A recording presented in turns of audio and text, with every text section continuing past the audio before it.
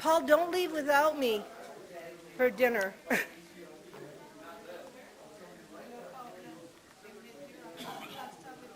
Oh, yes. Everything's fine. I'm not going to talk about that this time, but I'll mention something on that time. Thank you for being here. Mm.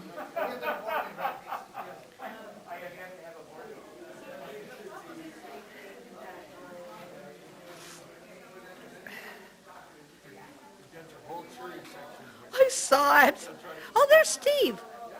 Hi. Oh, no, yeah, no, good, Steve. Steve, 3/4 of what I'm going to show is you. 3/4 of what I'm going to show is you. Everything you ever did. Paola, Yes. in my last talk, I asked the audience, does anybody here believe that the U.S. government is honest about disclosure? He wasn't paying attention. He raised his hand. Oh, no. No, but, well, Steve, you're going to have to forgive me, but disclosure has already happened, starting back with the X conferences. I'm sorry. My disclosure is only one thing. What? It's got to come out of the mouth of the president. That's capital D disclosure. The other disclosure, small d, oh yeah. I mean, everything that I'm going to show you did. And please understand my gratefulness for what you did. You did it. No, but I was under you. I mean, you're going to see Monsignor Balducci and me. You brought us over. You're going to see everything you did, and please realize that I understand it. This is a surprise. Look, we did a lot of stuff, and all of it added up to where we are now. So we're going to get capital D disclosure, and once we get that, everything changes. I'm not going to go there because for me it's individual disclosure, and Colonel Corso was enough, and he was enough, okay, but all the efforts that were done with you, including I've got about 10 slides. I was telling Danny of the citizen hearing. Yeah, the old citizen here. The old citizen hearing. Whatever you think, when we get capital D disclosure, you're going to start getting some big No, and you can use it. You know you can. No, Danny probably told you I ran into some real heavy. I'm on food stamps. I mean, it's like really, yeah, and I may lose my house. So because I tried to sell a property that I couldn't sell, and so I was out. I'm just really in trouble, and no, I'm not. I bought a book table, and I'm an afterthought here. So, yeah, so.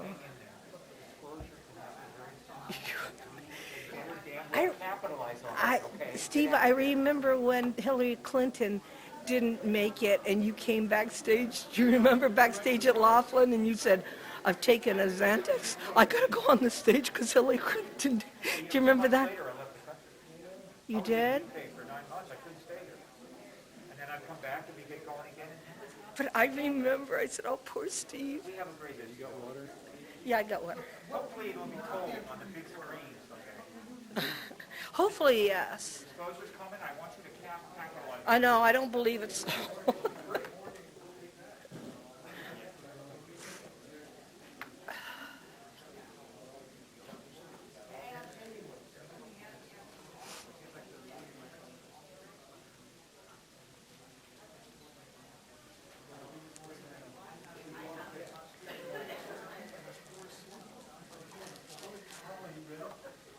Yeah. Anytime you are.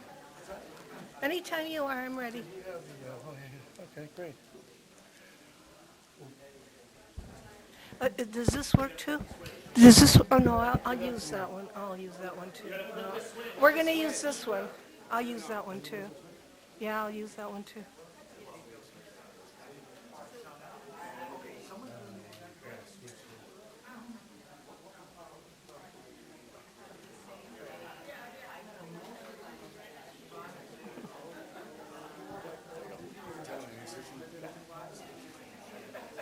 Yeah. All right. Okay. Well, good afternoon. And thanks for coming out to the Conscious Life Expo. You're in Los Angeles, California, and it's 6 p.m. That's Earth time to you and me. Did you guys have fun over the weekend? Yes? Or Saturday, or the Friday here? The Conscious Life Expo is the preeminent expo featuring holistic health and spirituality, the esoteric sciences, the mystery schools, and so much more. But today, I'm very excited about introducing Paola Harris. You can give her a big hand. My name right. Wow. You said my name right. I know. That's right. And of course, we have our stars down here in the audience. The heckling group, these are the stars also that love They're you. heckling me already. They love it's you. Like There it is. Well, she is really the preeminent speaker when it comes to extraterrestrial science and looking at what's here. Disclosure policy, perhaps what's going on in the Defense Department. What are these drones are about? What are we doing with various, down, I can see that. And what are we doing with, like the government says, what are we going to do about the extraterrestrials? Well, we're going to find out. She's worked with people like Stephen Greer, Gordon Cooper, Jacques Vallée, and certainly has worked with even J. Allen Hynek. Right, Paul? Paul. That's right. There you go. And He she has was a master- 13 years old when I met him. Oh, 13 years 13. old. Is that right? Yeah, he was 13. And she has a master's degree in education. How wonderful is this? Please welcome the very startling and intelligent Miss Paola Harris. I need the microphone. I need the mic. I need the mic. Thank you. I'm going to use this, and you see me sitting. And you see me sitting because my back is killing me. You know, I know I don't look my age. I'm going to turn 80 in May 6th. But my problem is that my body doesn't recognize that. So I really am struggling just to, keep moving and keep doing what I'm doing. And I will. I mean, I'm going to do it. Thank you, cheering section here. The people I grew up with, the people I've worked with, the Steve Bassett, and stand up. Steve Bassett. There's all kinds of slides. Stand up, Steve. You deserve it. Okay. Paul Hynek, 13 years old when I first met him. And of course, our hero, been there since the beginning, Danny Shan. Stand up, Danny, please. You wouldn't have a movement without these people.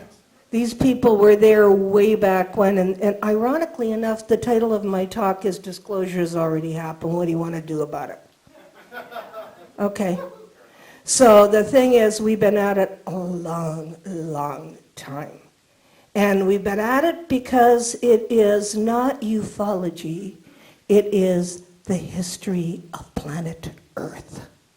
It belongs in history books, it belongs in academia, it belongs in legitimate study, it belongs in the psychology, philosophy departments of universities.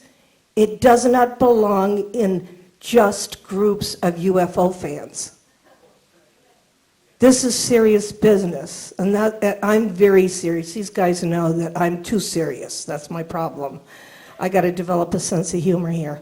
So the thing is that I, as a teacher, I have a master's in education, started teaching in 1979, and they gave me this class called science fiction that only 2 people signed up for in the English department. And when I finished teaching this class after 5 years, the enrollment was up to about 60 kids, and the principal called me in and said, "What's going on here?" And this was 1979. 1980, when Close Encounters came out, and I'll talk to you about my life with Allen Hynek and Close Encounters, because I had no experience. I'm not a contactee. I just was looking at this with a very legitimate academic point of view at that time in 1980, And I realized if this was real, this was going to change the planet. And they gave me this class, but I made it real. And ironically enough, and I'm going off on a tangent here, for you people that are older, who I had in my class was a girl that raised her hand and she said, "My aunt wants to talk to you." And I said, "What's her name?" And she said, "Bridie Murphy." Do you remember the search for Bridie Murphy with the reincarnation person? So I said, "You're kidding, your aunt is Bridie Murphy? She wants to talk to you. So can you come to her house?" And I began looking at the fact that I was not just looking at UFOs, I was looking at reincarnation, spirituality, paranormal. I was looking at all of it. It's all of it. And so I got really, really confused because I realized that there was a puppet master that was pulling the strings to my education, my own education.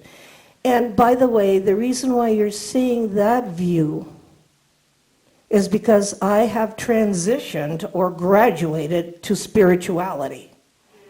I'm sorry, but there's enough data and nuts and bolts out there. I don't know what else I could do. When I go down, this is all nuts and bolts, this presentation, and it's kind of sad for me because I just came back from Japan and I did it all on consciousness. And the consciousness presentation's 10 times this. But it's like we have to go back to nuts and bolts to say, hey, what else do you want? I'm going to show you nuts and bolts and the real stuff that nobody can argue with, but that isn't going to change anything. And I realized after 45 years, I haven't seen the needle move very much.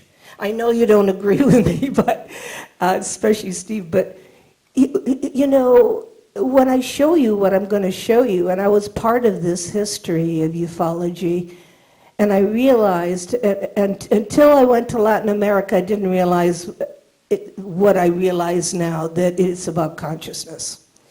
And so then I've spent a lot of time with Grant Cameron on the telephone talking about consciousness, and it's not in my slide presentation, but I don't know if you know the work of Kai Wilkins, who is doing the tapes on autistic children that are communicating telepathically. That's the latest, by the way, that's the latest.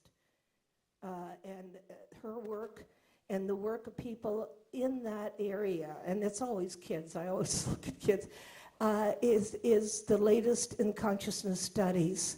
So I had to graduate, otherwise I'm in the same spot I was 40 years ago, to consciousness studies. And that's why I'm dressed, by the way, Japanese style, because I love Japan, I love working outside the country, and for some reason they get it. They get it. I don't have to go very far with it. But I promised that the what? No, they have a historical context. We're only 200 years old. And they have a historical, for them it's normal. And I was telling a story to some people that came up to me. I was in Peru and doing work with Ricardo Gonzalez, and I was under the mountain of Huascaran, which is near Yungay, and the lady in the bed and breakfast was making our sandwiches, and I walked in and I said, "Did you ever see any extraterrestrials? Did you ever see your space brothers?" She said, "Oh yeah, they came to speak to my kids when they were 10 years old." And she continued making sandwiches. I said, "Would you like to explain that to me?" She says, "Well, you know, they live in that mountain, they have a base. My husband sees them." And I go, I'm in shock. She didn't say, "I want my own TV show. I want to become a guru. I see aliens," you know, that. And I'm looking at her, and she finishes making the sandwiches, and I'm going, holy moly, I'm really out of it, because she doesn't care. It's like normal. And I'm going, that's why I was talking to Emily Shanti about doing this, the Latin American part of this conference. It needs to be done, because the truth is down there. I did so much work in Latin America. But let me get through this so that I can give you the data. And by the way, there's so much data, you don't need too much more. But anyway, that's why you've got this, because I've graduated consciousness studies, even though you got this, and it's got the spiritual work of Ray Bo, who lives in the Netherlands, who sends me all these. If you go on Facebook, he sends me all these images. Okay. I'm trying to, maybe I'm doing it wrong. Hang on. I knew him, by the way. I knew Elvis Presley. I knew him, and I had, his family invited me to Graceland. I had a long talk with him. Elvis believed in UFOs. Let's not even go there. But I love this quote from Elvis. It's perfect. It's just, truth is like the sun. You can shut it out for a time, but it ain't going away. So, I figured I'd give tribute to him.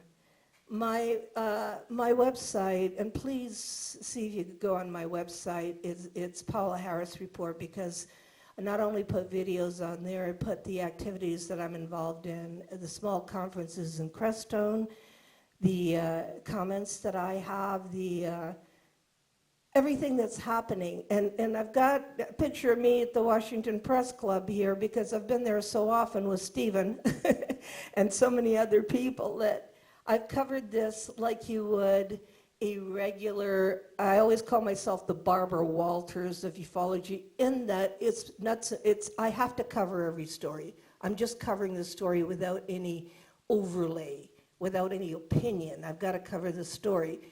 And unfortunately, and I spent my own money doing everything I do because I've never had sponsorship from anybody to do it. So when we did when I did the beginning of the Trinity case, and I went to New Mexico at least to San Antonio and Socorro, that was all out of my pocket. And the field research that I did was field research. In other words, I can't do anything on the phone. I can't do anything from opinion. I have to go there. And in the case of Trinity, in the case of the book that Jacques Vallée and I wrote, that was 10 years worth of work. 10 years worth of airplanes and hotels and everything. For me, 10 years, 5 years for him. So I'm one of the only boots on the ground field researchers because that's the only way I can do it. I don't understand unless I go there, unless I talk to the people. And I've written 7 books, and in the 7 books, I've done. I did the Charles Hall case, the weatherman. I was the first one to take him to Indian Springs. I interviewed Dan Bursch. I interviewed all these people that were major players in the early days because I had to see them face to face to know whether they were telling the truth. I couldn't just deal with it. In the case of the Charles Hall case, if you people have studied that with the Tall Whites, I actually flew him back to Indian Springs to retell his story on location so I could see if he was telling the truth. And so the field research I did, this is the Stephenville case. I don't know if you remember, but Larry King Live really went crazy with this case with Steve Allen in Stephenville, Texas. And Stephenville, Texas, Glen Rose, which was near Stephenville, was the first conference I ever sponsored, an all-woman conference in Stephenville, because of Angela Joyner, the journalist that actually broke that story and lost her job.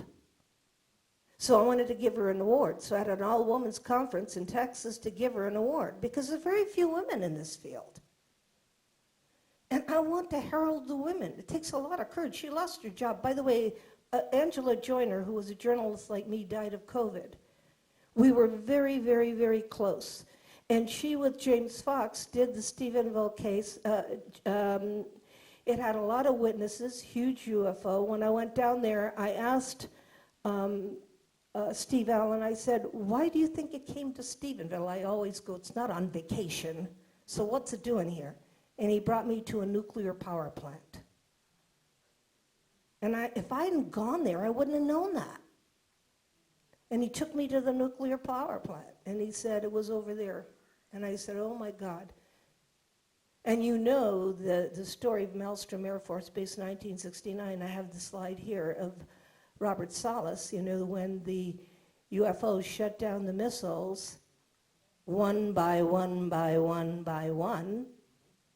And later on, I asked Robert Salas, I said, Robert, tell me what you didn't tell the world. Did you have some kind of message? And he said, when I was in the bunker, he said, I heard in my head, we can shut you down.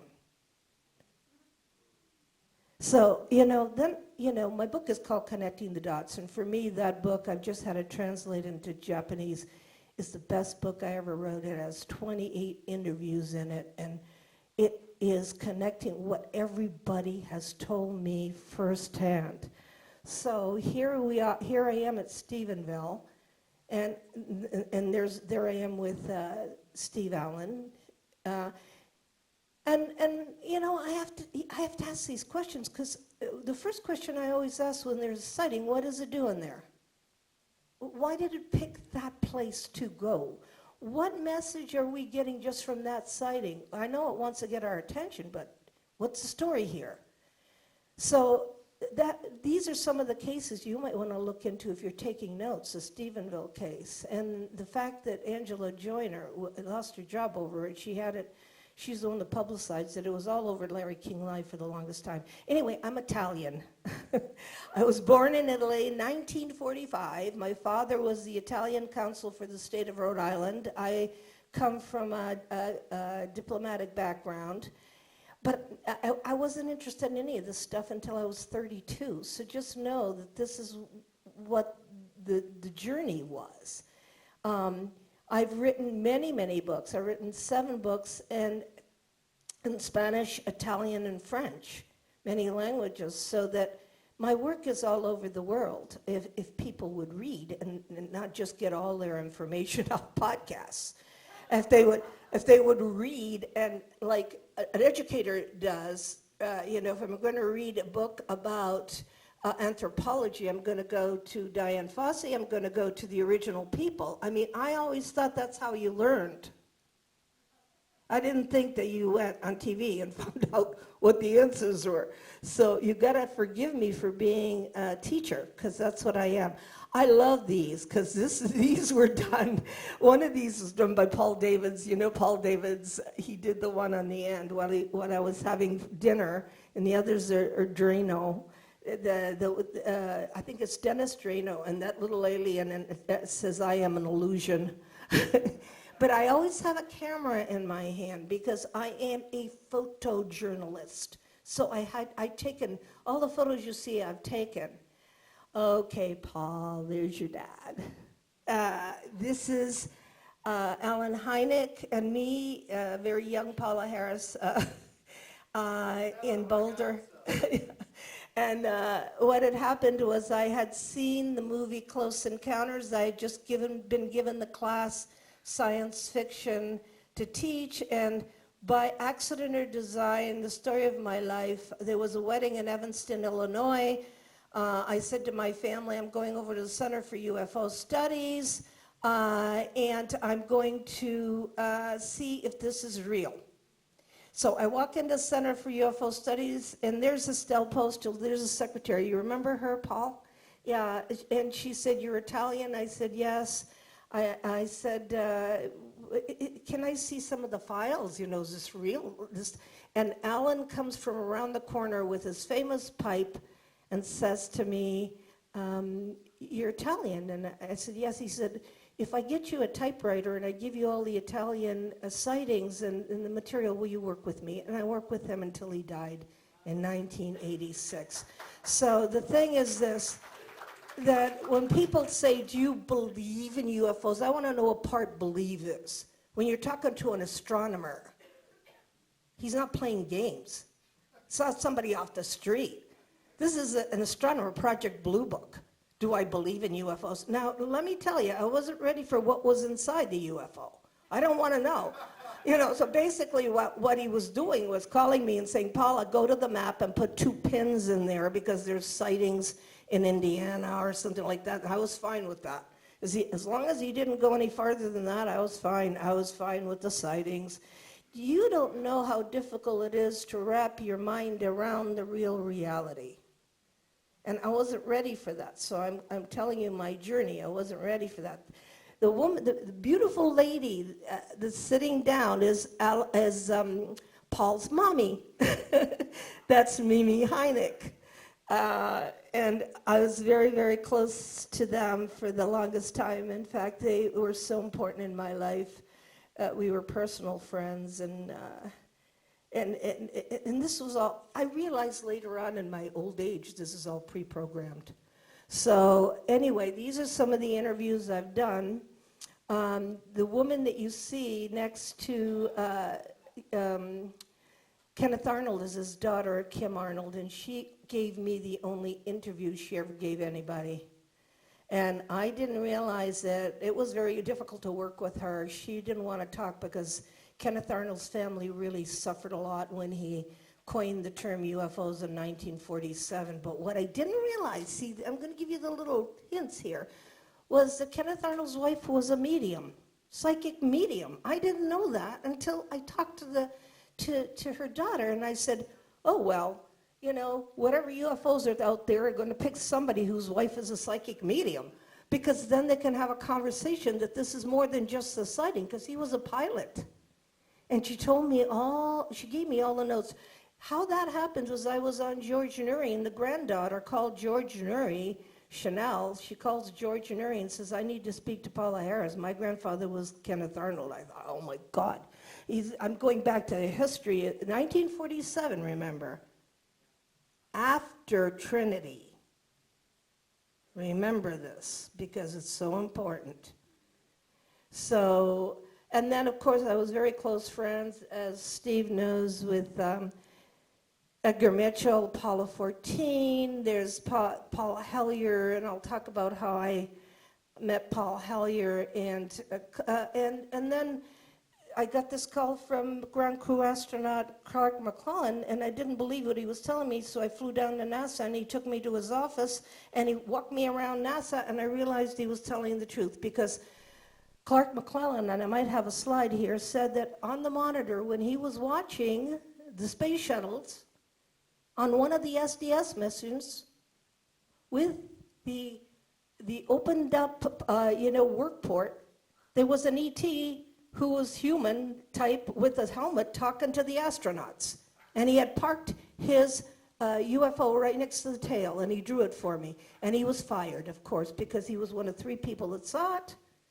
And he said, Paul, I've got to tell you about it. And I said, I don't believe you, because I'm always going, no, that can't be. It's like, and he took me down to NASA, and he went through, I met everybody that he had worked with down there, and I realized, oh my God, the hidden stuff you wouldn't believe.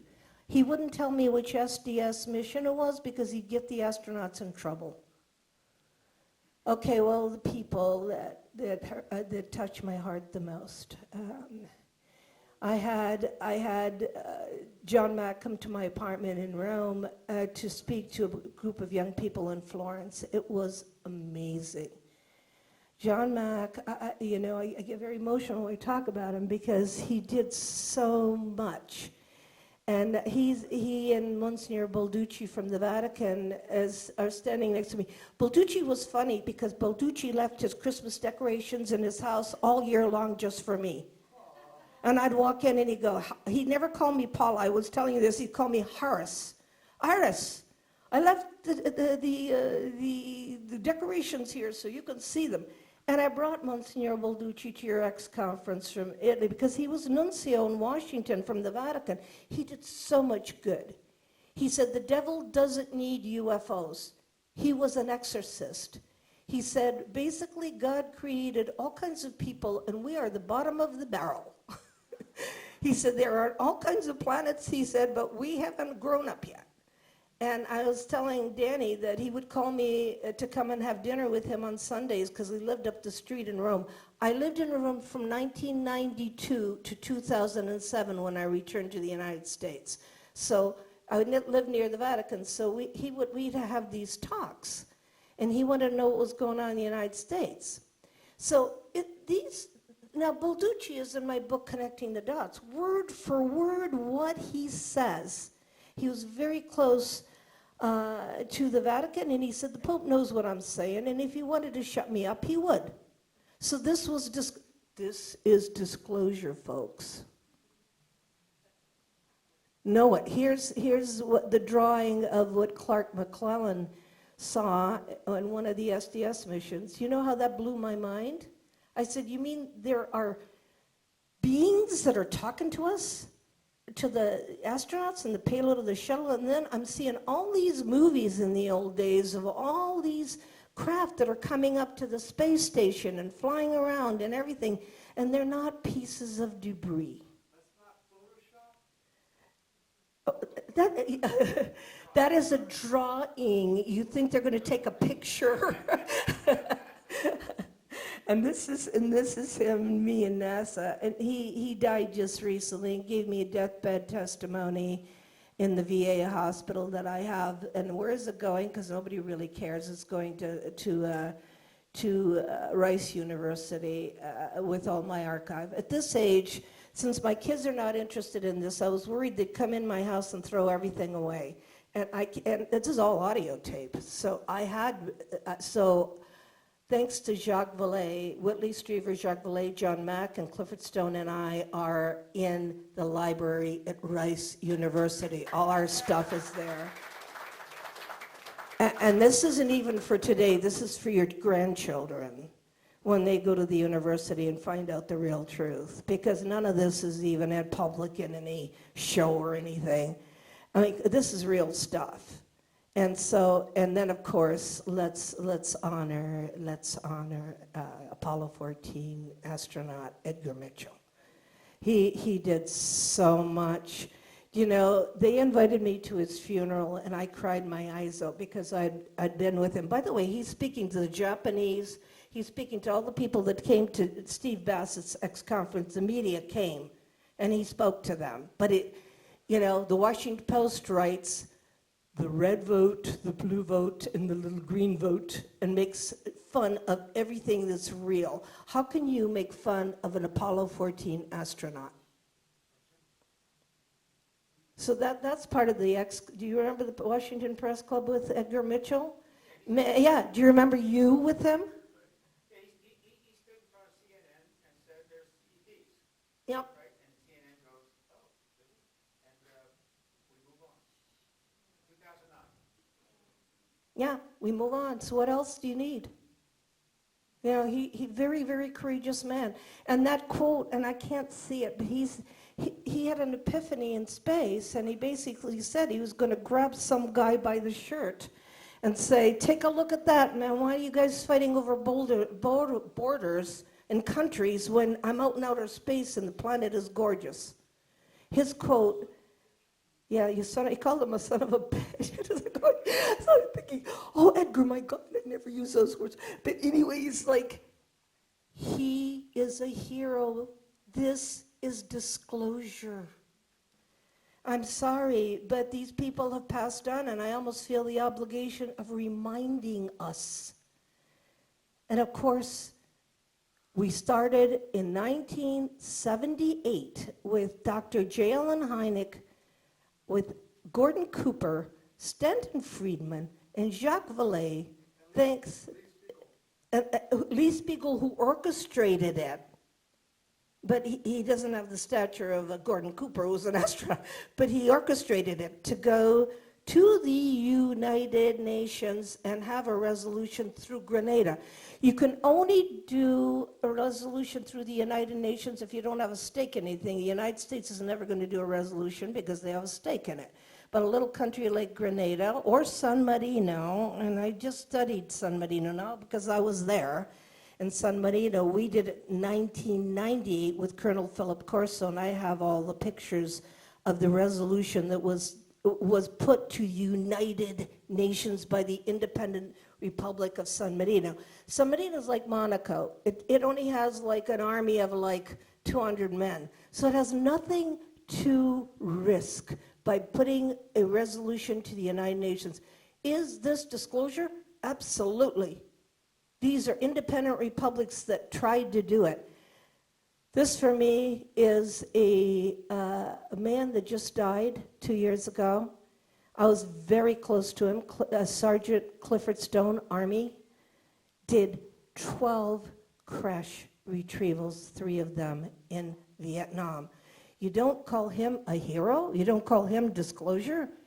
The reason why he spoke out at Stephen Greer's Disclosure Project was because one of his sons was killed. He had twin sons, and he thought that the son was killed because of a retaliation, but was really a motorcycle accident.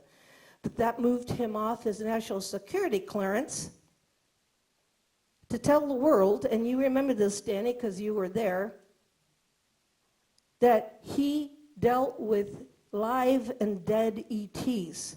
What you're getting today is not what Clifford Stone did. He did 10 times what you're getting one guy that talks in Washington today. I'm sorry, but Clifford Stone told me that 3 of them were in Vietnam, and on one occasion, because I spent a lot of time with Clifford, here I am talking to him, he said on one occasion, he said, the ETs were in a cave in Vietnam, and he said the part of the cave was transparent, and they were watching the war. And he was ordered with everybody else to go in there with grenades and kill them. I said, you're kidding. And he said, when I walked in, he said, with the because he was ordered to do this. He said, they turned around to him and they said, what are you people doing over here? I said, they said that to you? And he said, yeah. I said, did you guys blow up the cave? He said, yeah, we had to.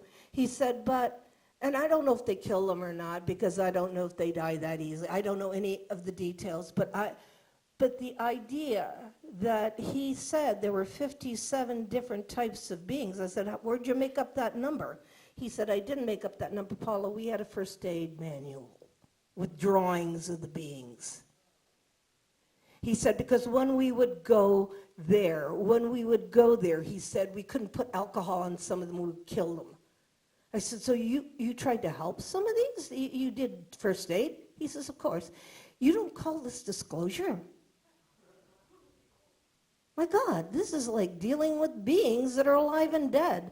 And then he told me some more, when he did the Disclosure Project, he talked about letting one go. And I heard the details of that. That one was in the Pentagon. That little being. And the reason why they picked Clifford was because when he was a little kid, he had an invisible friend. So if your kids have invisible friends, you better be careful. Because he said, I could see him. He said, the way that he would manifest is as a little boy. He says, but when he got older, he saw what he really looked like. And he said, and a colonel was following me. And he said, when I was about 12 and I wanted to go buy a UFO magazine, it was in an adult store. So the colonel said, son, do you want that magazine? I'll go in and get it for you. And they followed him until he graduated from high school, where he wasn't able to go in the Army, and he went in the Army because he had to ESP, and that's how he could communicate with the beings, okay? So that's why they used him, so then mentally I thought, well, are they following everybody that's been contacted so that they can, have them? Because then Clifford talks about his first, retrieval, and I think it was an Indiantown Gap, I thought it was Indiana, but it was Indiantown Gap, and when they made him, he thought it was a plane crash until he saw what was in the hill, and the 2 beings were dead, and they were on the top of the part of the craft, and everybody else backs off, and Clifford is the only one standing there, and he didn't know that he was supposed to do this. They never told him this. And some of my colleagues would not touch Clifford Stone because he would cry. And I can't believe it, because every time Clifford would talk, he couldn't keep his emotions straight. And by the way, I learned a lot by he lived in Roswell, so I'd go there all the time, and I tried to get as much information. He died of pancreatic cancer 2 years ago, and didn't go to the hospital. So he died, and talk about danger. He said, Paul, I'm going to leave you all my files. Well, all the files are in Rice, okay? But 2 weeks before he died, 2 men in black vans went up to his house in Roswell and said, Paula Harris sent us here, we want your files. And I know Clifford, so Clifford had a gun. He slept on the couch, so he took the gun from under his pillow, walked over to the men and said, Paula Harris did not send you here, and pointed the gun at them, and then called me and said, Paula, did you send people here to get, and I said, of course not. They wanted to get the files before he died. So when he died right away, I had people go down there and box up those things immediately to send them to Rice. So we can't forget Clifford. This is disclosure. Because I asked him, the famous question, are they good or bad? What a stupid question to ask. Are humans good or bad?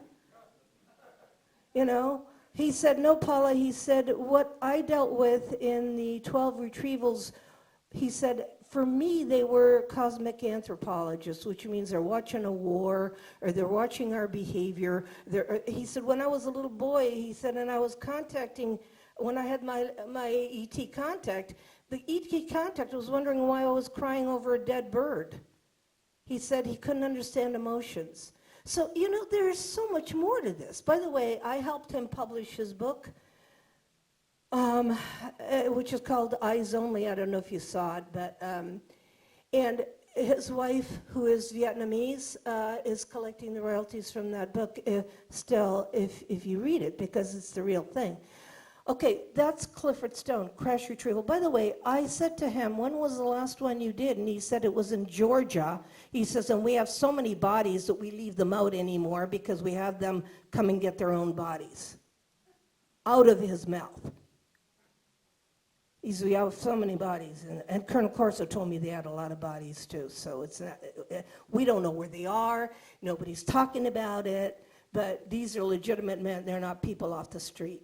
So the thing is that I said, so you just leave them there so they come and get them, because I was wondering what happened to the bodies of the Trinity crash. They weren't bodies. Those guys were alive in the Trinity crash. I'm wondering what the protocol is that we've developed for crash retrieval. What happens at the end. And Georgia? I'm looking, I said, you mean the state of Georgia? That was the last crash that you dealt with? So, and he's not lying. And then I have to wrap my mind around it. And so the thing is, okay, the efforts at disclosure, has disclosure happened? Okay, here's all the 1979 Grenada. And there's Alan, your daddy, and, all the people involved. And they're sitting around a table. And and of course, Sir Eric Gary was from Grenada. It didn't go through because there was a coup, from what I understand, a coup from the government, and they couldn't. I don't know if the United Nations today in 2025 would take a resolution like that. I don't care who it is, but it was tried. And it was tried by legitimate people like Alan Hynek, Jacques Vallée, Gordon Cooper, Stanton Friedman, and they're all here. And that's an effort at disclosure. Number one effort at disclosure. So have they tried? Did it get anywhere? No. And by the way, I don't think it's that easy to get this subject that open. But there's Lee Spiegel. Here he is. He's no longer with us either. So I feel this obligation to talk about these people. These are heroes, really. And the thing is that he tried to get this off the ground. And and here's another hero. There was a friend of mine that came to my apartment in Rome many, many times. Robert Dean. Robert Dean worked at NATO in Brussels and had seen photos of UFOs. He talked to me personally about this because he came to my apartment twice in Rome when we had him speak in Italy. And the thing is this, that he was looking at photos of UFOs, NATO, okay, Brussels. And it was during the Cold War, so we could have started World War III because the Russians thought they were our stuff and we thought they were their stuff. They didn't consider it being a third scenario. And Robert said that he broke his national security oath.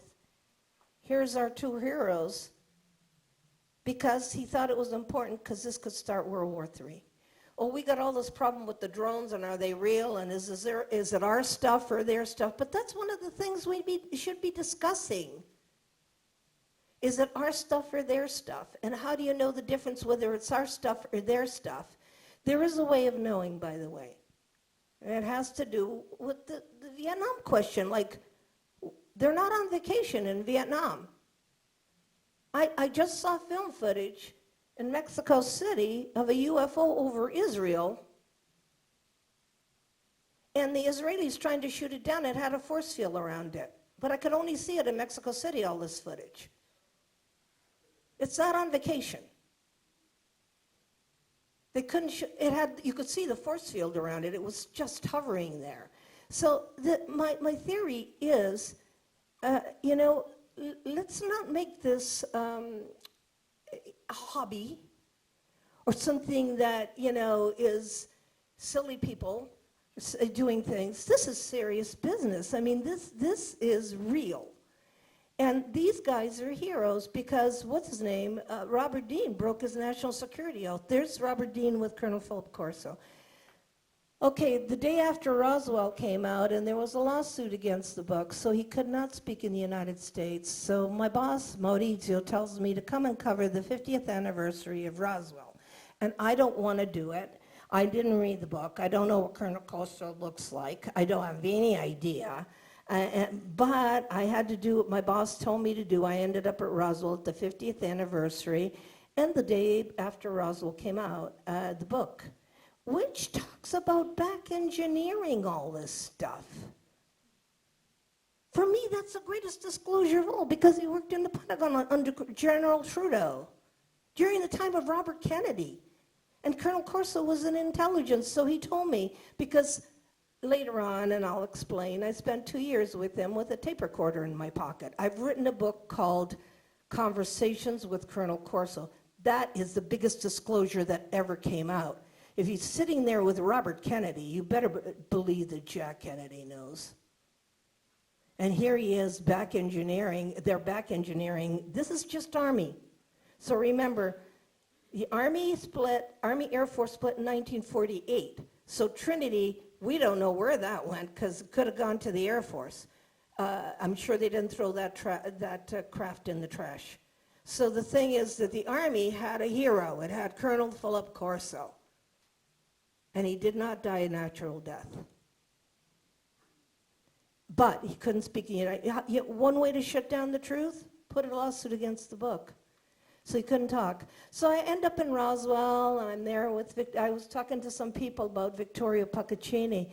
I'm there with Brazilian researcher Vittorio Paccaccini. We're two Europeans, we're there, and there's a big party at Roswell. Everybody had their fans around them. There was everybody in the world. There was John Mack, Bud Hopkins, Linda Howe, Whitley Strieber, everybody was there. But the big story was Colonel Corso, and I didn't even know what he looked like. So I went to the media place and I said, I'm from Italy and I don't have a place to sleep. I got to cover this story. Could you at the media center tell me where I could go to sleep because I don't have a car?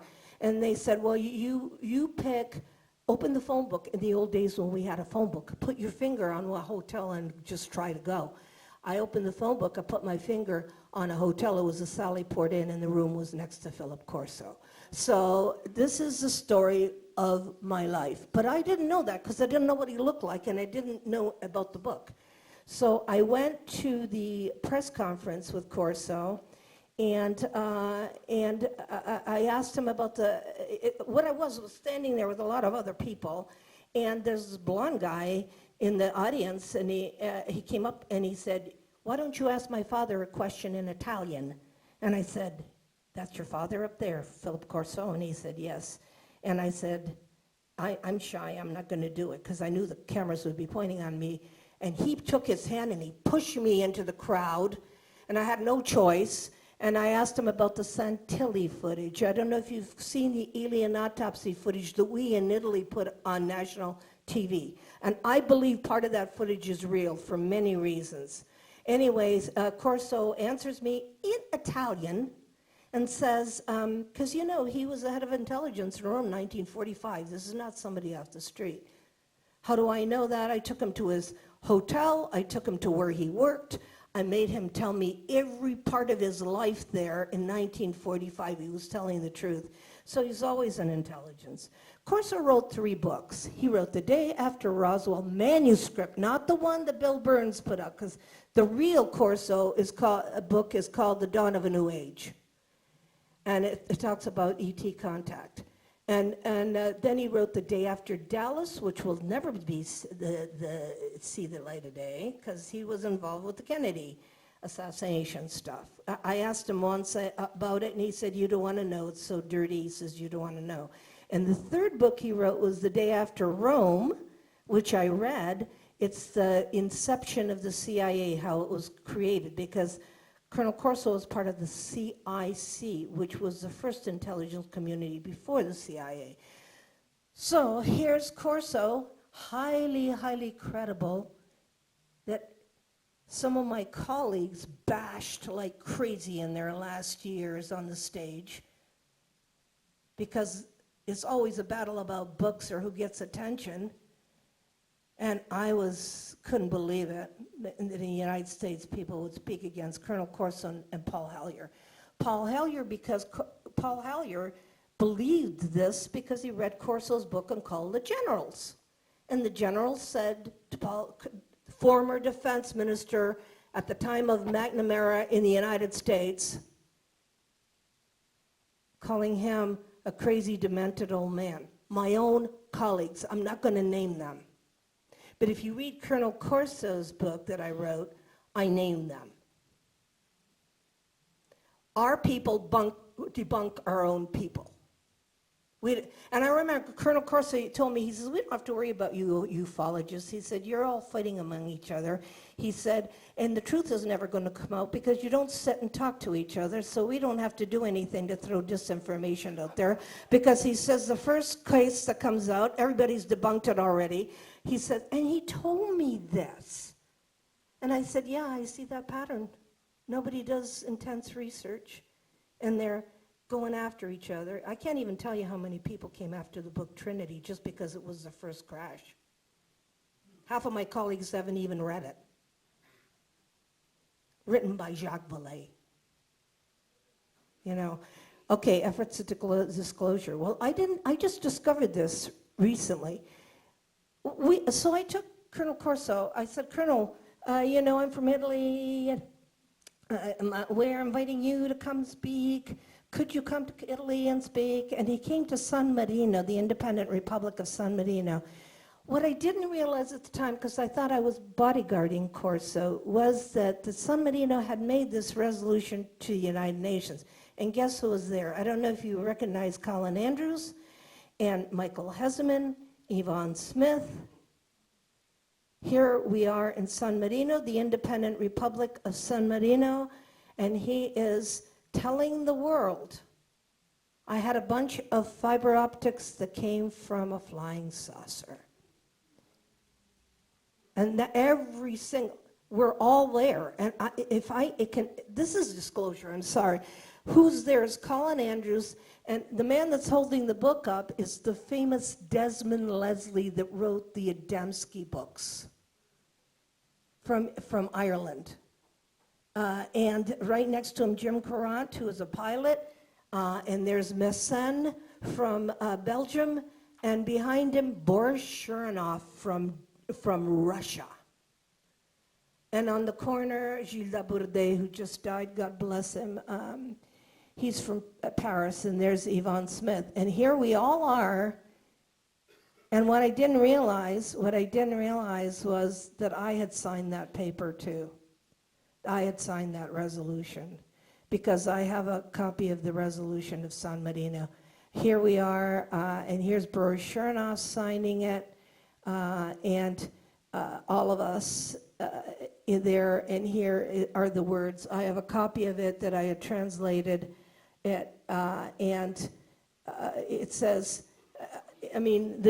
basically it says, the independent Republic of San Marino wants to open the UFO question because it's so important to the world, and they did the resolution, but look at the people that signed it. Shun Shi Li from China, Boris Shurinoff from Russia, Colonel Philip Corso, of course, my name is there too. And when you have a serious disclosure effort, 1998, because we had Corso in San Marino, that's an effort for disclosure. I'm sorry, but I think that's some kind of disclosure. It's not a media circus or anything. We tried. But then again, San Marino had a political thing happen and we didn't get very far. For me, this man did so much. And Steve, you were there when he said in Toronto, and I was invited, but I had something happen to me where I was in the hospital, and I couldn't attend this. He said UFOs are as real as the airplanes are over our head. This is the former defense minister. It's not somebody off the street. And when he says that, that's serious. So because I was in the hospital and I couldn't attend this, and I wasn't there, on my own money, I flew across the ocean from Rome and interviewed him in his office, hired the camera crew, put out that interview all over the United States. I thought that was disclosure. Former defense minister, imagine our former defense minister. Now our congressmen are talking, and we have 1 or 2 senators, but this is a defense minister. So I did this in order to get it out, because the people, I mean, you guys were there, but it didn't go to the United States, and that's where I wanted, even though I didn't live here. So the other one, the efforts for disclosure, the Hawaii Declaration of Citizen Diplomacy, it's very important. I was there because Paul Hellyer, who had told his new wife he was never going to deal with this, said he agreed. He got obsessed with UFOs and he spoke everywhere, and she wasn't happy. Because when he came out to speak, what happened was that people took him seriously. Some people took him seriously. So we did the disclosure. Michael Sala invited us all to Hawaii. We wrote the disclosure, we wrote a document called the Hawaii Declaration of Citizen Diplomacy, which meant if we meet you ETs, this is how we want you to act. This is how we're going to act. And this was done in 2006. I'm giving you a chronological timeline of all this stuff that happened. What blew me away is the man on the right is Ambassador John MacDonald of United States Ambassador John MacDonald to Ireland, who signed this too. There's Paul Hellyer, but a United States ambassador signs a declaration talking about ETs. I love that man. He was so courageous. I said, you're. And by the way, he was at your conference, he was at your press conference, and he died right after that, Steve. He was in the front row because I went to talk to him about his courage. I mean, he's an ambassador. He's to Ireland. So anyway, if you want to know the details, get hold of me of that. And here are the people that were there at the time. And let's see. Thomas Hansen, Joan Ocean, Robert Salas, James Gilliland. We all drafted this thing, and it was done in Hawaii. And when I was there, I just happened to be looking in the sky, and somebody was paying attention, I know. So I got these pictures of these sightings in Hawaii when I was there at the time. And I thought, wow, this is really, but I'm going to tell you a little side story. Paul had just gotten married. Paul Hellyer, the former defense minister for the second time, had just gotten married. And I was sitting with Mary Rodwell, who is she's basically a hypnotherapist from Australia. And I get the phone brought over to me, and it's the CIA people. And they're going, we want to talk to Paul Hellyer. And I say, you can't talk to him. He's swimming with his wife on his honeymoon in the pool. Because I tried to deflect that telephone call. They wanted to shut him up. And so when I handed the phone back, they looked at me and they said, You get off our operation and we'll get off yours. And I was shaking, but I didn't give the phone to Paul Hellyer. Did they get to Paul Hellyer? Yes. They called him while he was on the taxi back to the airport. And I was with Paul Hellyer in Boulder, Colorado, where they told him to tone it down. And Paul couldn't sleep that night. Do you think these people are heroes? Yes. Absolutely. Tone it down. We don't have Paul Hellyer with us anymore. And we need to remember this. And because they tried efforts at disclosure. So then I got really involved in what was called exopolitics. And my first books were exopolitics. So I tried to get all the young people together. And I tried to get them together to do something in Europe because I figured we weren't going to do it here. So Pepon from Spain organized a conference in Barcelona, and Steve, you were there, 1,000 people. And there was no vendors, and they were all professors and professional people in the audience, and it was called Time for Truth, and it was 2009. Do you think that was an effort at disclosure? Yes, I'll tell you who was there. Those are all the exopolitics guys. There's Jean-Jacques Dubois, the pilot of Air France, who with 360 people saw a UFO outside his airline, Air France. He's a pilot, and and he reported it. And there he's showing you the size of the UFO and reporting in France. You may not get it in the United States, but they had no problem. Air France didn't have any problem. When I went to interview him, I said, where exactly was this UFO? And he said, over a nuclear power plant. But if I'm interviewing, because I don't think they just fly around. And he explained it. There we all are. There's Steve. There was Stephen Greer. There was Brian O'Leary. There was Steve Bassett. There was Michael Sala. There was Nick Pope, and of course Robert Dean. And here I am talking to Jean-Charles Dubois about where this UFO was. I was the only woman with all these guys.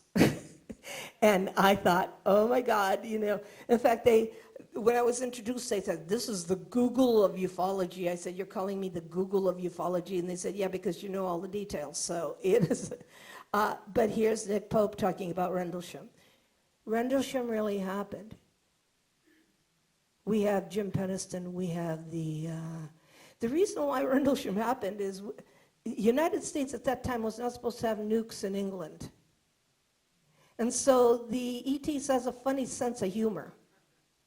They're going to have a sighting where the guys are going to see the UFO right over the the storage area where we got the nukes, and then it comes out. What a sense of humor they have. Because that was part of the deal was, you can have a base here in Rendlesham, but you don't bring anything over, but we did. And if you look into that, the guys that did that were really, really heroes about talking about what happened to them.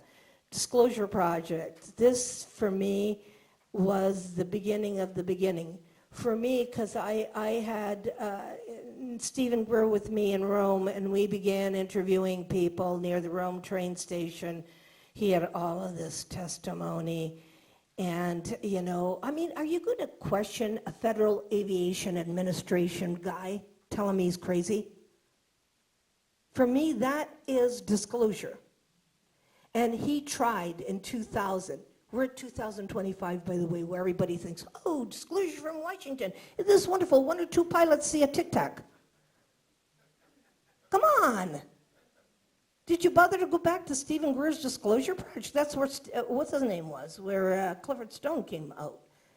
Okay, the May 3rd, 2013 Washington Press Club really affected me. And that was Reuben Langdon and Stephen Bassett, and 39 witnesses from all over the world. It was amazing. And Danny was there too. Danny was, you're going to see Danny at the end of, because I'm trying to get all the pictures. What they had done, of course, our own people come after us, is they had gotten retired congressmen and retired senators. Do you think that any of these guys that have today that are there are going to ever be part of this? They were retired. They had nothing to lose. And they were all part of this. And what had happened was they were shocked. Because I came in with Paul Hellyer, and I was looking at everybody's face. And here's all the people that testified. First of all, you see Robert Wood, who just passed on, big hero. Grant Cameron, Linda Howe. You see, here's the congressmen and the senators, and you see Stanton Friedman, Richard Dolan, Stephen Greer. And look at the look on the faces of those retired people. They are in, I remember the woman on the end, I think her name was Kirkpatrick. She was getting coffee, and she couldn't keep her coffee cup still. It was shaking. And I went up to her, I said, it's okay, it's okay. I said, it's real, it's okay. Because she knew she was going to be part of this, but she didn't look at the caliber of people they brought into the Washington. Look at these people swearing, I testify, tell the truth, the whole truth, and nothing but the truth. There's Shun Chi Li from China. There's Roberta Pinotti from Italy. There's all these people. And of course, if you think it's just a joke or a hobby or we're crazy, and these people had no background, they didn't study any of this. Here's all the people swearing to tell the truth and nothing but, you don't call this disclosure? Washington Press Club? With all these people? And we don't have Jesse Marcel. Did I show Jesse Marcel? Jesse Marcel Jr. from Roswell, a 9-year-old that saw all the pieces and said, no, that was not a mogul balloon. He's there too with his kids. Do you know how important this is? You guys got to go back and look at the citizen hearing. Because these people, some of them are dead, that testified here. They had good intentions to bring this out. It's in Washington, D.C. It is not in Cincinnati, Ohio. Okay? So here we are, and they are really shocked at what and they don't know what to do. They're all looking at each other going, how do we tell the world? You know, here I am with Paul Hellyer, and they're all discussing outside here's some of the people. Here we are, and these are the Latin Americans. They're the ones that blew me away. Of course, it was simultaneous translation, because those guys that are standing up are not ufologists. They were generals. They were military people that had problems in Uruguay, Paraguay with UFOs over their military sites.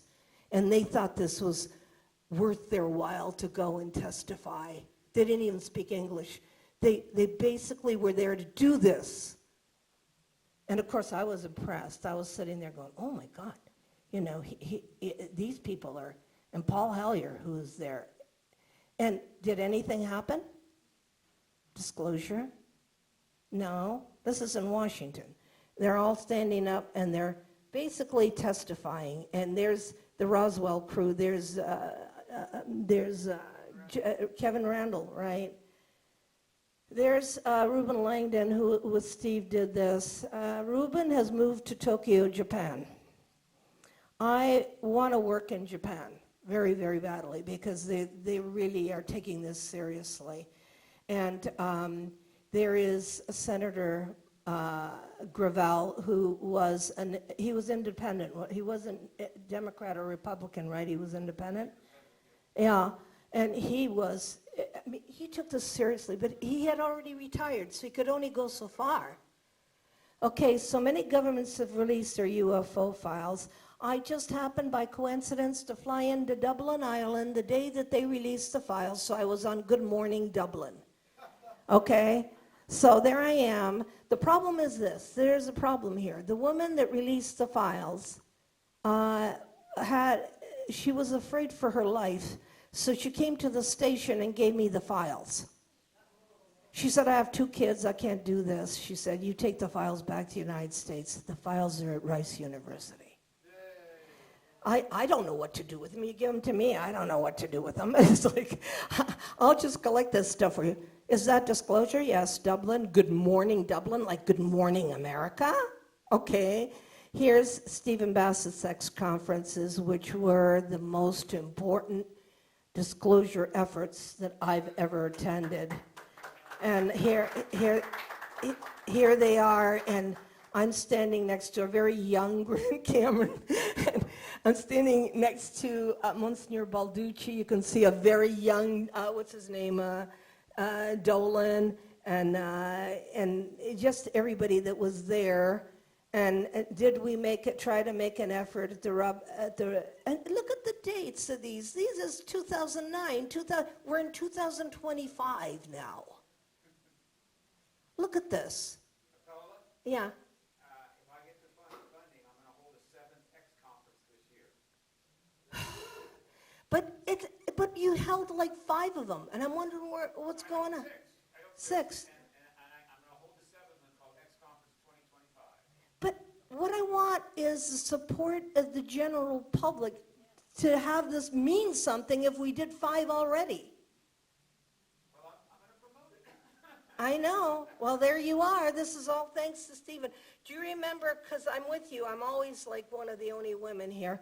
Do you remember us standing together there, all of us, during this?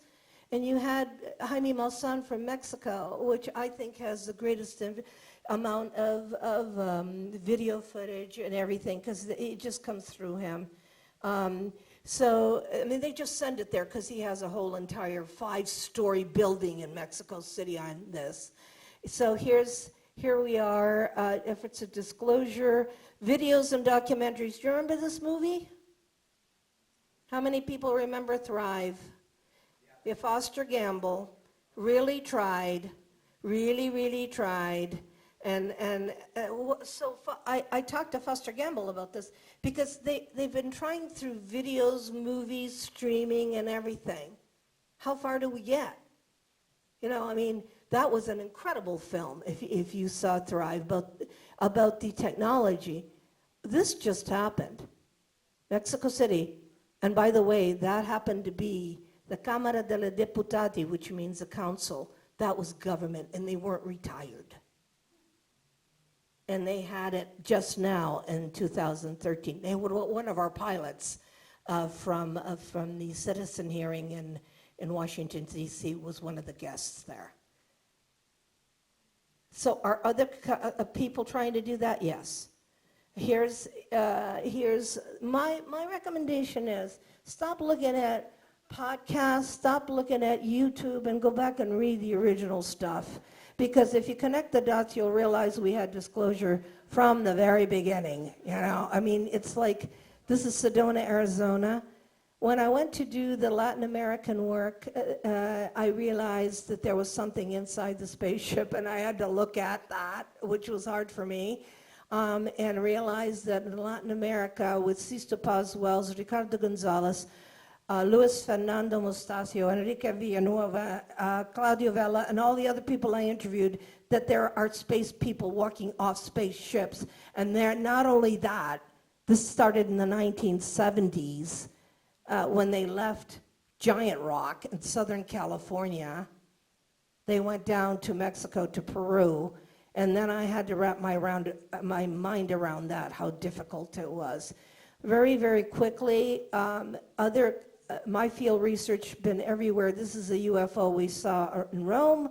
This is Pescara, Italy. This is part of the Friendship case. I had to go cover that. Friendship 1954, ETs met with Italians and had an experiment called Friendship. I had to go and interview the people that were involved in that who were left, and they were in their 90s. So here's Antonio Uzzi, Milano. I just went with James Fox 2 years ago to Antonio's place to get this footage in broad daylight. No, it's not photoshopped, and it is not. I mean, if you look at the movies, his wife is saying, come in and eat because the rice is ready. On the film, as he's filming. He didn't make that up. She's yelling at him because the rice is ready. I said, James, this is real. I don't know how this guy gets his footage. So I met Antonio Urzi in Mexico City, He walks out of because we spoke at the same conference, and I said, don't you walk out of here without taking me. I want to see a UFO. Walk across the street, he says, Paola, look up in the sky. He said, see that little white dot? Within minutes, there was all kinds of cameramen and everything. He says, you don't bother to look up in the sky, he says. Because I wanted to see something. Here's the heroes. Look at the UFO over their heads. That's Ricardo Gonzalez and Luis Mostacio and Sisto Paz in Peru. Okay, so we don't get that kind of thing because I don't think they're going to New York City. But if you go to the Atacama Desert where I was, in the Valle de la Luna, I saw mothership right over our heads because there's no flight patterns or everything, and the people were meditating. So then mentally I got to go, well, God, there's this psychic, spiritual connection. You better grow up, Paula, because this is it's more complicated than you think it is, and it is connected with consciousness. So here I am. This is all the film. These are from the Maurizio Cavallo case. This is the friendship case in Chile that I covered, 1970. I went down there and I said to Ortiz, what's his name? Vittorio Ortiz, I said, you mean ETs came to your door and asked you to leave everything so you could go to the island of Chiloé and they were working on healing people? And he said, yeah, my wife saw them and my child saw them. And I said, they came to the door. I said, what'd they look like? He said, human beings. They were human beings. This one had a short haircut.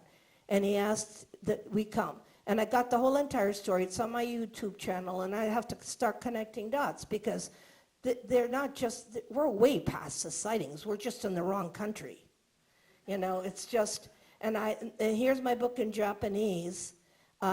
Connecting the Dots for me is the best disclosure book because it's got 23 interviews from Zachariah Sitchin to John Mack, to Jacques Vallée, to Alan Hynek, to everybody. It's got I interviewed all a gamut of people, the NASA people, everybody. And when I got to Japan, 6 journalists met with me at the Westin Hotel and said, oh my God, we don't have all of this information. And I said, these are all the people in my book. I just translated for you in Japanese. So you can read it. It's not me, Paula. It's all the people that just told me all this stuff. And so I realized that it's very, very important to do this worldwide. Like, Steve, if you do this, invite foreign people. Because they've got a lot of information. They don't know where to go. So the nuclear problem is a problem 1945. For me, we opened a Pandora's box that got somebody's attention, okay, in 1945 because the Trinity case is 1 month after the atomic bomb. I'm going to show you something to show you the importance of that book. I covered it, but here we go. That is a picture of the atomic bomb explosion. What is sitting at the bottom of that explosion from a camera? It kind of came out of Italy. When I was in Jaime Maussan's office in Mexico City, he says, Paul, I have something to show you. Look at the atomic bomb. Look what's sitting there. You wonder why Orthon talked to Adamski? At the bottom, and that's a photograph of one of 7 cameras, and he gave me the name of the cameras and where they were all located during that atomic bomb explosion. So somebody was watching. And not only that, right after that, Einstein and Oppenheimer write a letter to Truman and say, we got a problem. And they did it before Roswell, so it had to be about Trinity. This letter, this MJ-12 document, was written in June, because Roswell is in July, Independence Day, 4th of July. They wrote it and they called it Relationships with Inhabitants of Celestial, with an R, Bodies. Letter to President Truman, we got a problem. 6-page letter that I translated into Japanese for the Japanese. We have to do something. There are UFOs watching us, and Einstein's really cool because he called them cosmic cultures. He didn't call them little gray aliens that were running around. He called them cosmic cultures. He said if they have cultures, he said our United Nations can't handle it. We need to develop a supra-United Nations. He said, and it was signed by Oppenheimer and Einstein, and it never got to Truman because Vannevar Bush stopped it from going to Truman. This is a disclosure. I called Ryan Wood, and I said, Ryan, because I want to see. I said, Ryan, you and your father got this MJ-12 document. I said, did you have it analyzed? He said, yes. We did for the first time, he said, forensic analysis. We got how Einstein wrote. We got, well, the fact that he said celestial instead of celestial. He said, we got the paper analyzed. We got the ink analyzed. Einstein knew, so did Oppenheimer. And I can call it a problem, but it is a problem in the way of national security. Here we are, when the movie Oppenheimer came out, I knew that the crash site for Trinity was 3 miles away from the Al Bar and Cafe, where Oppenheimer had a cabin. In fact, we went into Oppenheimer's cabin, he still had the plans for the bomb under the bed. So it's 3 miles away, and he's still there, and he doesn't know there was a crash. Yes, he did. They all did. And they didn't know what to do about it. And there's the El Barn Cafe. So this book is so detailed about research, but it's natural. I mean, naturally, if we're gonna throw an atomic bomb into it, and it affects every, dimension, whatever's out there. And I'm not going to name them reptilians, greys, or Nordics. This is ridiculous when you have a book of 57 different races, and Colonel Corso told me they had categorized 52 in the Pentagon, and then he said, we weren't afraid of those guys, we were afraid of the ones that look like us, he said, because they could walk up and down the halls of the Pentagon. He said, we were afraid of those guys because we couldn't recognize them. So here we go with what happened in 1945, San Antonio crash, the book Trinity, which ended up being a bestseller, which none of my colleagues have read. So we don't talk among each other or connect our research, because if we did, we find out the truth. My library of 300 books, I've read everybody's research. I've had to, otherwise I don't know what's going on. If I don't read their research, then I only read my own book and my own research. How do I figure it out? I mean, am I stupid or something? I'm thinking everybody should read everybody's research so that you could connect the dots. So here's the Trinity book. It's Japanese up there, and it's translated into Japanese. It's on the corner. So here I am with Jacques, and we're having all these conversations about this because Jacques came in after 5 years because of the medal. Because the little 9-year-old went in there on the last day of the 7-day recovery and pulled a piece off the inside of the craft as a souvenir, and he hid it. And he's not going to talk about it. He stole it for 60 years until he gave it to me. I tried to have it analyzed here. I'm not even going to talk about it. It is not here. It is in Mexico City. The truth of the matter is, I'm convinced nothing's going to come out. I mean, it's there's Paul with us. I'm trying to, even the Michael Wolff piece that I got, what we did was send it to the University of Siena in Italy. The Atacama being that they say is not real. I went to Barcelona. That thing, there's about 5 of them. There's not just one. And that was analyzed in Germany. They don't have a stake in it. They're going to tell the truth. I do not want to base ufology on metal analysis. I want to base it on witness testimony. The people that are involved with this phenomena. And they're being ignored in Washington, D.C. Totally. So something needs to change. You can see how frustrated I am. There's Roswell. I interviewed before he died Glenn Dennis, the mortician, who gets asked for 6 children's coffins. So naturally he's going to ask, where's the accident? You know? And he said, it's not a mogul balloon. Oh, we got to get past the stupidity of all of this. You know, and he's no longer with us. So here's Robert Salas, who's telling the truth about the missile shutdown. And again, I asked Robert, did you get a message? And he said, yeah. He said, we can't shut you down. So in Russia, they activate the codes. This is during the Cold War. And by the way, we're back in the Cold War. If you don't think we're back, we didn't go anywhere. Russia's still the enemy. We're still, against Russia. I believe personally that John F. Kennedy wanted to go to the moon with Khrushchev because there should be no country putting a flag on the moon or Mars. I mean, this is craziness. What, is China going to go to Mars and put a flag, or go to the moon and put a flag?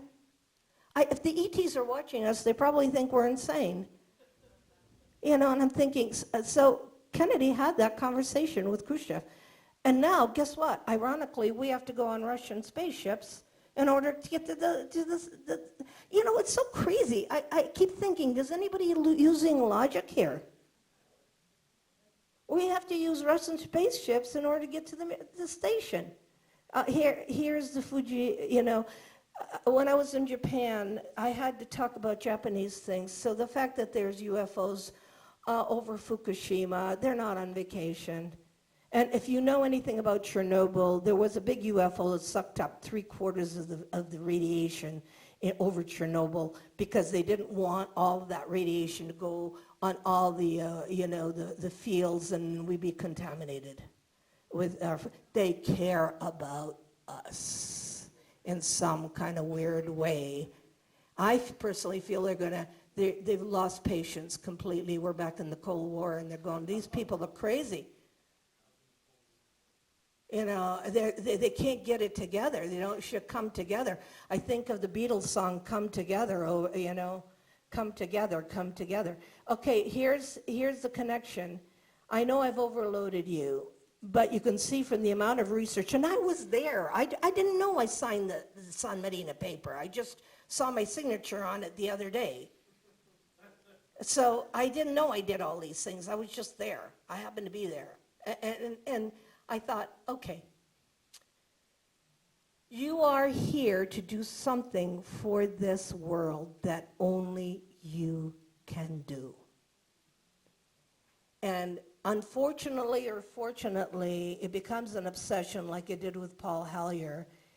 And we like to believe, and all the people that died that I mentioned, from Corso to Paul Hellyer to Monsignor Balducci's died too, and all of them, they move the needle a little bit.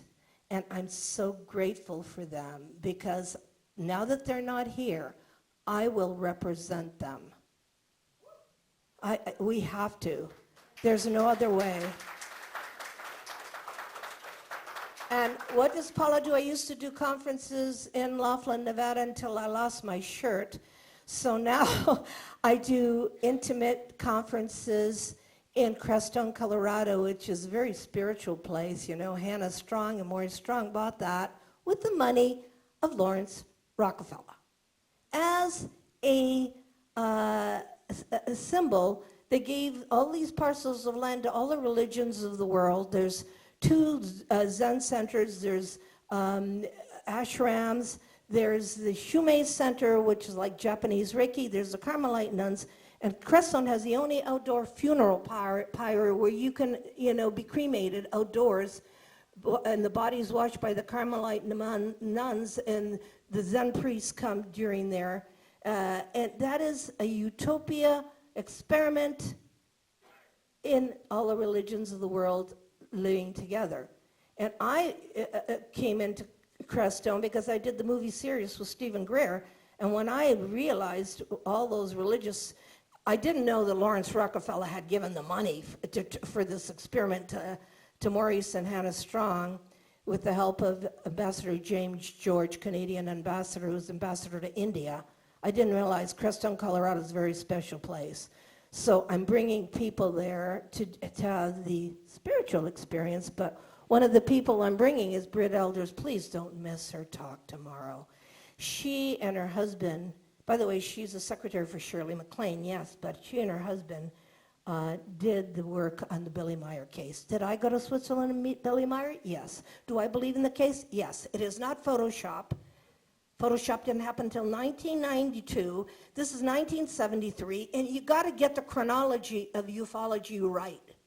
Okay, and Wendell Stevens, I talked to him for 5 hours in the Tucson airport before I went and did the Billy Meyer case. Britt is brilliant, and she's going to talk here tomorrow.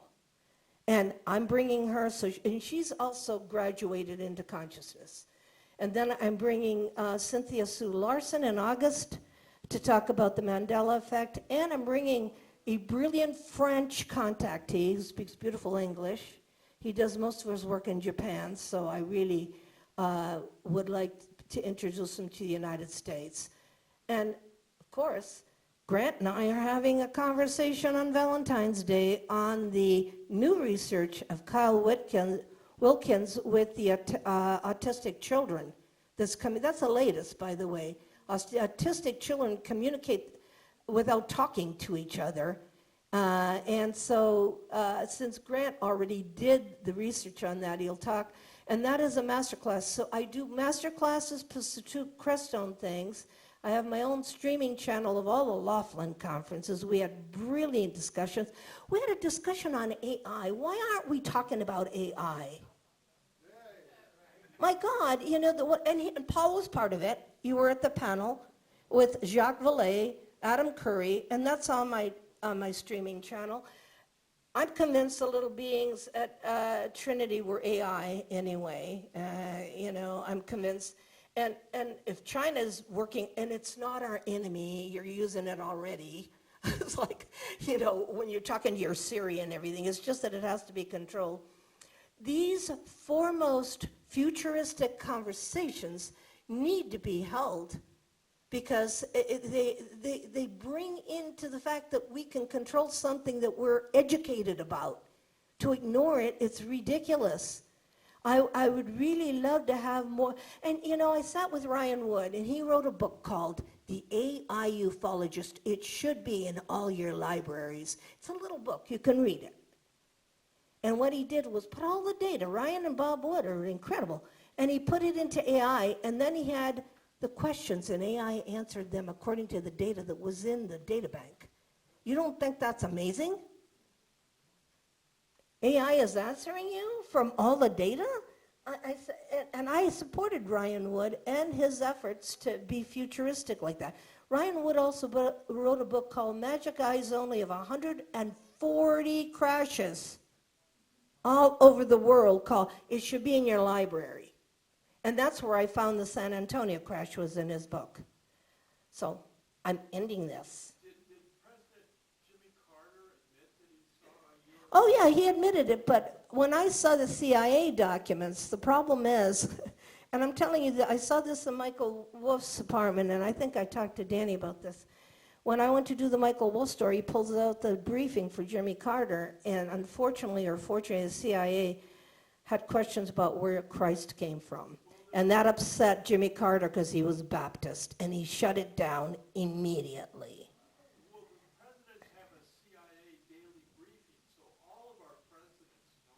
Of course. But it's not in their general interest to talk about it. I mean, what's his name? Barack Obama, I think, really knew. He said, but I'm not going to talk about it because, what did he say? Something like, they would come after me, or they told me, I don't know. It's not popular for them to do it that way. Now, I know I disagree with Steve but on this because you think that the president is going to, but if it came from him, guess what, Steve? I'd be suspect. Anything that comes from them. You've got so much disclosure. You've got so many. If you read all the books, go back and read all the Roswell books. Go back and read what Colonel Corso said. Go back and read everything. You've got your disclosure. And my last words are, first of all, everything else is consciousness. I don't want to talk about data anymore. I've had it. After all these years, I've had it. I want to talk about what we can do about it. So if disclosure's already happened, what do you want to do about it? What are you going to do about it? This is not religion. Don't try to convert your children or your family. It's individual, it's an individual interest and an individual disclosure. If you're interested in this, ask yourself why you are interested in this. My kids aren't, so I'm not going to foist it on. They've never seen my videos, they've never read my books. And when I came here, they said, Mom, have a good time. So do you think I'm going to turn around and say your mother risked her life the last 45 years for this? No, they can't handle it. Leave them alone. It's the truth. Don't do violence to your children or your family if they can't handle it. It is not the time. In their next incarnation, maybe, but not now. So my theory is not the world doesn't need to know. If you want to know, go find out. It's out there. And thank you so much for your attention. And go to my streaming channel for all of Laughlin. And buy her books.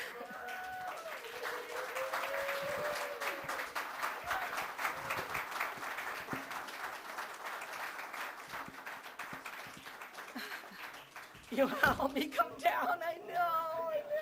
I know, my back.